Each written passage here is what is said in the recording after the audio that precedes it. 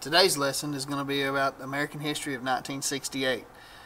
Many people don't think of 1968 as a big year for the United States, but this is going to be a big year for the United States. Many things had come to pass in the 1960s that really helped shape the course of the United States, but in the end of the 60s saw some major events take place that would forever go down in history. Today we're going to go over a timeline of some of the events that took place in 1968. There are many more events that could be mentioned for that year, but we're just going to touch on a few. January 23rd, 1968. Many of you know of the conflict that the United States is currently having with North Korea. However, what you may not know is that the United States has had problems with North Korea in the past. And those problems, once again, showed up in January of 1968. At this time, we were in the middle of the Cold War with Russia that had been escalated because of their influence in North Korea and Eastern Europe. On January 23, 1968, North Korea captured the USS Pueblo. The USS Pueblo had been monitoring North Korea from the Tsushima Strait that divided Korea and Japan. The United States said the ship was in international waters. North Korea claimed it wasn't. Nonetheless, North Korea intercepted and boarded the ship, capturing its crew and taking the crew members hostage and holding them captive until December of the same year.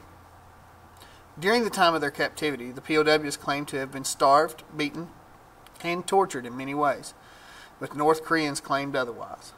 Eventually, the POWs were returned, but North Korea refused to return the USS Pueblo, and they still have it in their possession today, and they love to flaunt it by putting it on display for the public. If you look in these two pictures here, the picture on the left is the USS Pueblo. The picture on the right in the background is USS Pueblo. They were taken close to the same time, but as you can tell, the one on the left shows rust and beat up and just an ugly looking ship, where the one on the right is so pristine. And the reason they've done that is they want to show that to the people of North Korea that they have conquered or taken from the United States something as nice as this is, when in all reality it's going downhill in a hurry. The next date we want to look at is April 4th, 1968. April 4th, 1968 will forever go down in history as a sad day for the United States and its people. On this day, Reverend Martin Luther King Jr. was standing on the second floor balcony of his motel room in Memphis, Tennessee, when he was shot at 6:01 p.m. He was rushed to St. Joseph Hospital but never regained consciousness and was pronounced dead at 7:05 p.m. that same day. Even though many people that were close to Reverend King pleaded with the people to abstain from violence, riots broke out in over 100 cities across the United States because of his murder.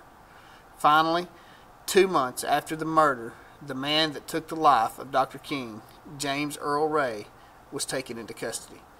Now, I'm fixing to show you a clip of Dr. King's famous speech that he gave, and then we're going to talk just a little bit more about him before we move on.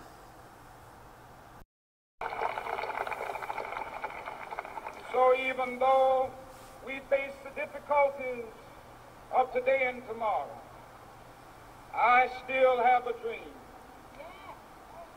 It is a dream deeply rooted in the American dream. I have a dream that one day this nation will rise up and live out the true meaning of its creed. We hold these truths to be self-evident, that all men are created equal.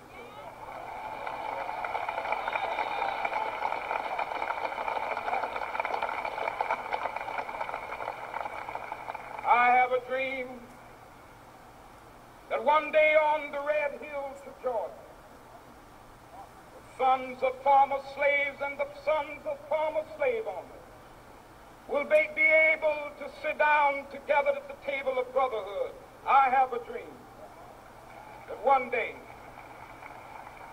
even the state of Mississippi, a state sweltering with the heat of injustice, sweltering with the heat of oppression, will be transformed into an oasis of freedom and justice. I have a dream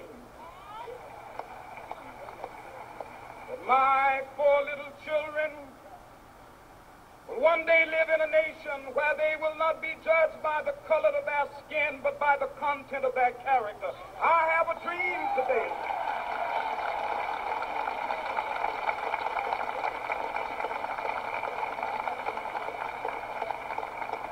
I have a dream that one day, down in Alabama, with its vicious racists, with its governor having his lips dripping with the words of interposition and nullification, one day right there in Alabama, little black boys and black girls will be able to join hands with little white boys and white girls as sisters and brothers. I have a dream today.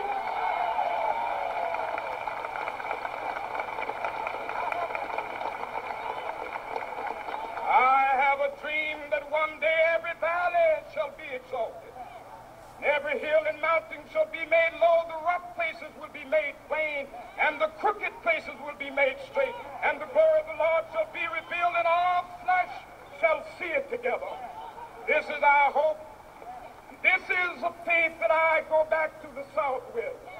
With this faith, we will be able to hew out of the mountain of despair a stone of hope. With this faith, we will be able to transform the jangling discords of our nation into a beautiful symphony of brotherhood. With this faith, we will be able to work together, to pray together, to struggle together, to go to jail together, to stand up for freedom together, knowing that we will be free one day. This will be the day. This will be the day when all of God's children be able to sing with new meaning, my country tears of thee. Sweet land of liberty of thee I sing. Land where my fathers died, land of the pilgrim's pride. From every mountainside, let freedom ring. And if America is to be a great nation, this must become true. And so let freedom ring. From the prodigious hilltops of New Hampshire, let freedom ring. From the mighty mountains of New York, let freedom ring. From the heightening Alleghanies of Pennsylvania, let freedom ring. From the snow-capped Rockies of Colorado, let freedom ring. From the curvaceous slopes of California. But not only that, let freedom ring from Stone Mountain of Georgia. Let freedom ring from Lookout Mountain of Tennessee. Let freedom ring from every hill and molehill of Mississippi, from every mountainside. Let freedom ring, and when this happens, when we allow freedom ring, when we let it ring from every village and every hamlet, from every state and every city, we will be able to speed up that day when all of God's children, black men and white men, Jews and Gentiles, Protestants and Catholics, will be able to join hands and sing in the words of the old Negro spiritual, free at last, thank God Almighty, we are free at last. This speech took place in 1963, and Dr. King was actually killed in 1968, but this was one of the greatest speeches for civil rights movement that was ever given. And as you can see here, on the day of his death, the day after his death, the Morning Advocate had front page, King shot to death in Memphis. LBJ had postponed trip to Hawaii. And you know, the Louisiana Negroes react. I mean, there's a lot of stuff that went on because of this. Martin Luther King was a very well respected man. He had made a lot of claims that were he was going to try to help his people, as he called them, and he had succeeded in a lot of those. So needless to say, he had done a very good job in what he was doing, and people really looked up to him.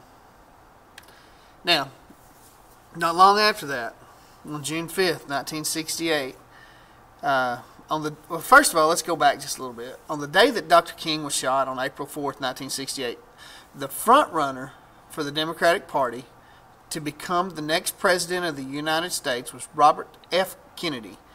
And he was in Indianapolis and urged the people of Indianapolis, do not show violence or protest in the streets after he had heard of Dr. King's shooting. And many people believe that that is the reason that the people of Indianapolis did not riot and cause pandemonium that night. Mr. Kennedy was the Attorney General of the United States for his brother, who was the former President John F. Kennedy, who was assassinated on November 22nd of 1963. On June 5th, 1968, Robert F. Kennedy was shot and killed in Los Angeles by Sirhan Sirhan, who was a Jordanian-born Palestinian. Mr. Kennedy underwent brain surgery but was pronounced dead 26 hours later. And the importance of this is Robert Kennedy was a man that was probably fixing to take over, become the next president, and was probably going to make some changes that would have really helped, according to a lot of people.